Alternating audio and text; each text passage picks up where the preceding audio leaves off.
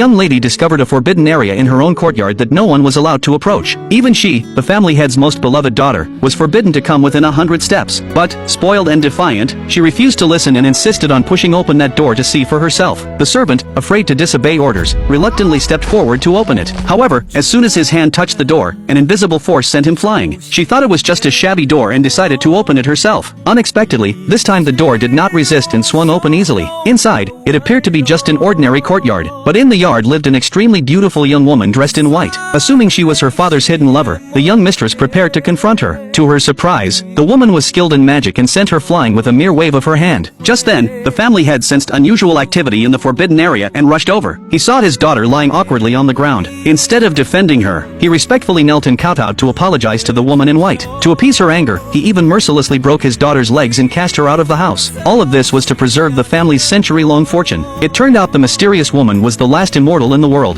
Though she had lived for millennia, she still retained the appearance of a young girl. That day, the family head personally visited, begging her to help withstand the triennial heavenly tribulation. Since his ancestors had once served her, she agreed to guard the family for 3 months to avert the disaster. Grateful, the family head offered her the finest courtyard to reside in. However, the woman set one condition: no one was to disturb her for 3 months. She also demanded her identity remain secret to avoid unnecessary trouble. The family head immediately forbade anyone from approaching within 100 steps. Violators would have their legs broken and be expelled. After giving these orders, he respectfully bowed and withdrew. The woman then gradually gathered magical energy into the umbrella in her hand. She tossed it into the air, and the energy instantly expanded into a barrier invisible to mortals. As long as the umbrella didn't fall within 3 months, the barrier would help resist the heavenly tribulation. But with just 2 days left before the deadline, the family head's wife could no longer stand a stranger living in their home for so long. As the rightful wife, she wasn't even allowed near the woman's residence. The daughter also believed her father was bewitched, especially since he sent the woman jewels and gold daily. Furious, she sent people to storm the forbidden area. They were swiftly dealt with by the woman. In the end, the daughter had her legs broken and was thrown out. She couldn't understand why her father would treat her so harshly for an outsider. This scene was witnessed by a powerful young master passing by. Hearing that the immortal was here, he grew intensely excited. He had been searching for her across the country since he was 6. His family's leaders had always died at 40 due to the heavenly tribulation. On his deathbed, his father told him only by finding the immortal could he change this fate. He had searched for 30 years. Now, finally, he had a lead. He immediately ordered his men to prepare generous gifts. He informed the family head he would pay a formal visit the next day. At that moment, the family head was arguing fiercely with his wife over their daughter. Hearing the young master from the capital was coming, he knew at once it was about the immortal.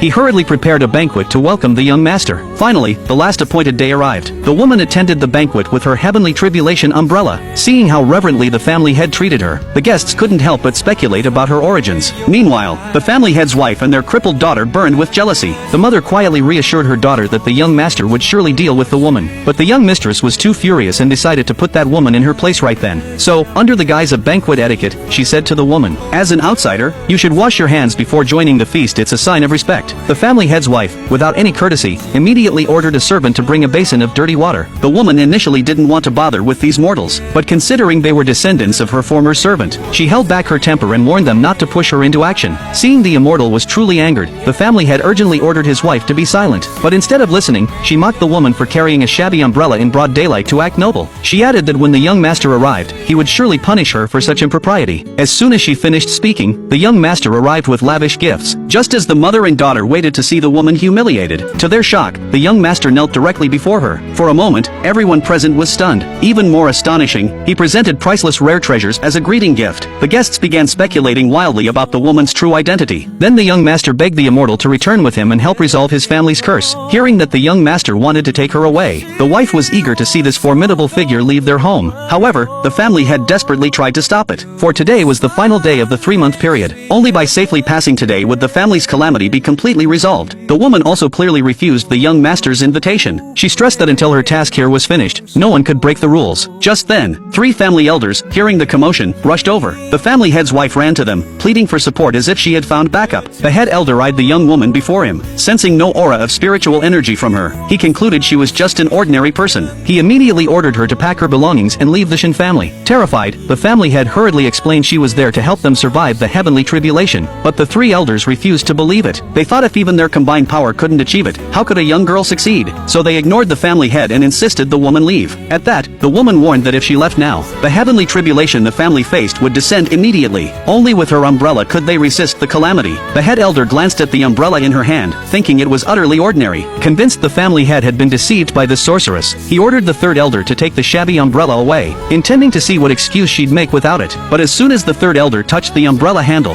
an invisible force violently threw him back. The family head rushed to intervene but was pushed back by the head elder's palm strike. After recovering, the third elder charged forward again. He was determined to remove that umbrella today. This time, using his full strength, he finally managed to snatch the worn umbrella from the woman's hand. But to their horror, the next moment, the heavenly tribulation far beyond what they could withstand descended upon them.